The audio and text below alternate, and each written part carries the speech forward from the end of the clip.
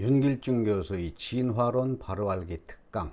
진화는 과학이고 진화론은 신학이다. 제17강 순노새가 씨 없는 수박이 된 사연. 제9장 잡종 하이브리디즘. 종의 사전적 정의는 교잡에 의하여 번식이 가능한 개체군입니다. 분류학적 유연 어피니티란 종과 종 사이의 구조와 체질이 유사함을 뜻합니다. 종, 변종 간의 교잡으로부터 태어난 잡종의 불임성의 정도는 제로에서 100%까지 다양하게 변합니다. 불임성과 가임성이 종과 변종의 명확한 구별을 제공하는 것은 아니지만 교잡으로부터 태어난 잡종의 불임성 변화가 분류학적으로 관련이 있는 것은 확실합니다. In the second place, it is almost as much opposed to the theory of natural selection as to that of special creation, that in reciprocal crosses, the male element of one form should have been rendered utterly impotent on a second form, whilst at the same time the male element of this second form is enabled freely to fertilize the first form, for this peculiar state of the reproductive system could hardly have been advantageous to either species. 두 번째로, 상반교잡에서 어떤 한 형태의 웅성 요소가 제2의 형태에서 완전 불임이 되는 반면 동시에 제2 형태의 웅성 요소가 제1 형태를 자유로이 수정시킬 수 있는 것은 특수한 창조, 개별적 창조와 마찬가지로 자연도태의 원리에 위배된다. 생식계통의 이런 특이한 상황은 어떤 종에게도 도움이 되지 않기 때문이다. 상반교잡이란 수말과 암탉나귀를 교잡하고 다음에 암말과 수탉나귀를 교잡하는 것으로 이때 자손들의 불임성 정도는 달라집니다. 암말과 수탉나귀에서 나온 암노새는 임신이 가능하지만 순노새는 정자가 없어 이세를 번식하지 못합니다. 이런 특성은 우리가 알지 못하는 원인에 기인하는 것이지 불임성, 가임성의 정도가 각각에게 개별적으로 다르게 주어졌기 때문에 일어나는 현상이 아닙니다. 종간, 변종간 교잡에 의한 자손의 불임성의 차이가 있는 것은 그들 사이의 연관성이 유동적임을 의미합니다. 요약하면 개체의 불임성이 다양한 것은 우리가 알지 못하는 생물학적 원인이 있는 것이지 자손들에게 각각 다른 분량의 불임성이 주어졌기 때문이 아니라는 뜻입니다.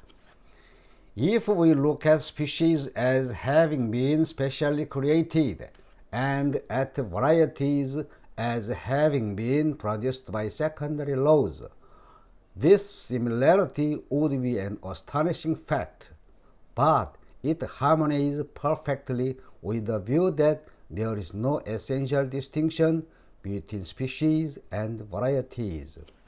종을 창조된 것으로 변종을 2차 법칙에 따라 생성된 것으로 본다면 그 유사성은 놀라운 것이다. 이 사실은 종과 변종 사이에 본질적 차이가 없다는 견해와 완전히 일치한다. 다윈이 창조를 1차 법칙, 진화를 2차 법칙으로 규정하는 것을 이 문단에서 볼 수 있습니다. 다시 말하면 종은 창조된 것이고 그것은 변화해 왔다는 뜻입니다. 이 변화가 다윈이 말하는 진화입니다. 반복되는 이야기지만 종의 기원을 읽다 보면 종은 창조되지 않았다. 이것은 창조설로서 설명할 수 없다 라는 구절이 나옵니다. 그러나 이 문장들 전후의 의미를 면밀히 살펴보면 종은 개별적으로 창조되지 않았다. 이것은 개별적 창조설로서 설명할 수 없다로 써야 할 것에서 관형구 개별적으로가 생략된 것을 확인할 수 있습니다.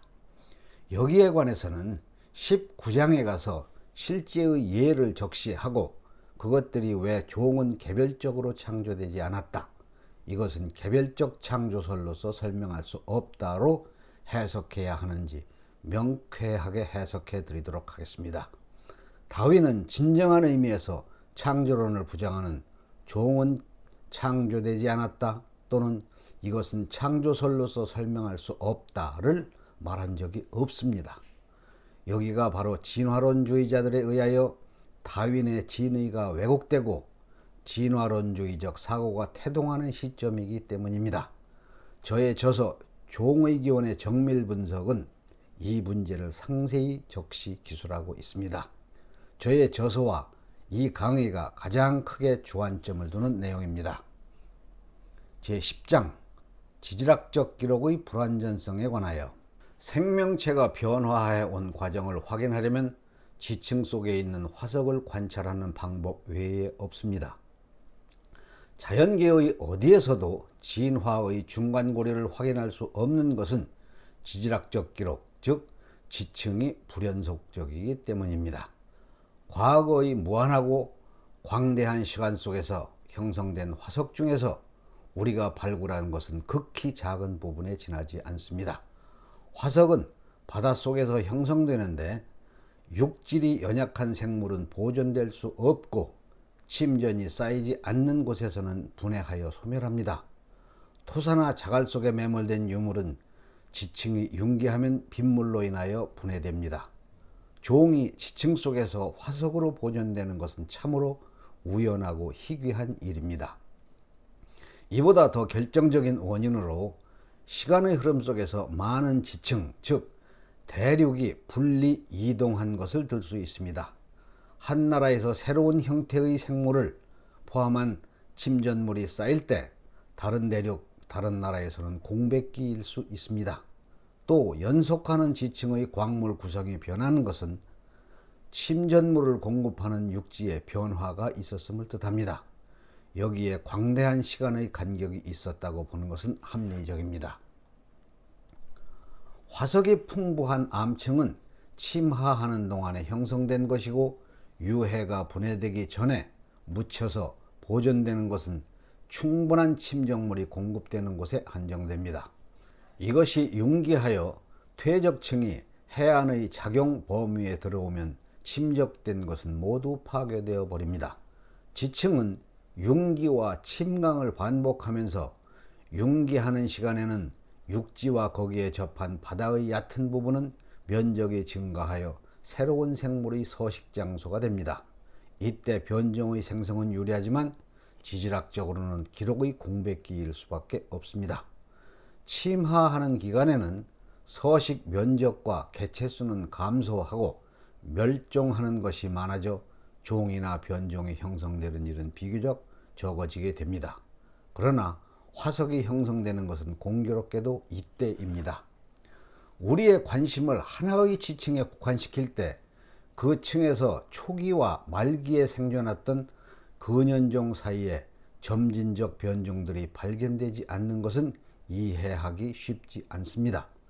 그러나 이것은 지층이 형성되기에 많은 시간이 필요하지만 종이 다른 종으로 변화하는 데 필요한 시간에 비하면 짧기 때문이라고 할 수 있습니다. 한 지층에서 종이 처음 출현한 것을 보고 이것이 다른 곳에서는 존재하지 않았다고 한다거나 지층에서 종이 사라진 것을 보고 종이 완전히 멸종했다고 속단할 수 없습니다. 지질학이 점진적 변이의 연쇄를 보이지 않는다고 하여 종은 불변의 것이다 라고 주장하는 것은 근시안적입니다. 지층의 침하가 중단되었을 때 그 기간에 기후의 변화가 일어날 수도 있습니다. 이런 경우 육지에 서식하는 생물은 이주해야 하므로 이 시점에서의 생물의 변화에 대한 기록은 어느 암층에도 온전히 보존될 수 없습니다. 따라서 종의 변화를 한 지층에서 완벽하게 발견하는 것은 불가능합니다. 종이 어떤 지층에 갑작스럽게 출현하는 것은 종의 변이를 주장하는 사람들에게 설명하기 힘든 것이 사실입니다. 화석을 풍부하게 포함하고 있는 지층이 왜 캄브리아기 이전에는 발견되지 않는지에 대하여 설명하는 것도 어려운 일입니다.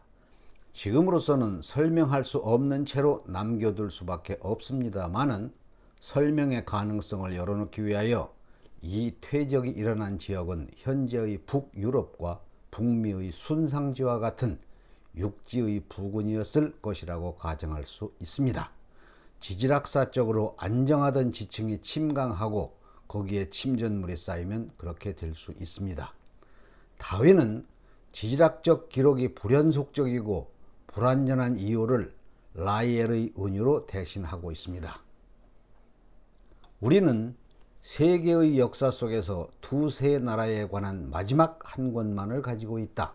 이 마지막 한 권도 짤막한 장들로 구성되어 있으며 이어지는 각 장마다 변화해가는 단어들이 지층 속에 묻혀 있다. 돌연 외관을 드러내 생물체를 대표하고 있다. 이런 견해라면 위에서 언급된 문제점들은 크게 문제되지 않습니다. 오늘 강의는 여기까지입니다. 샬롬.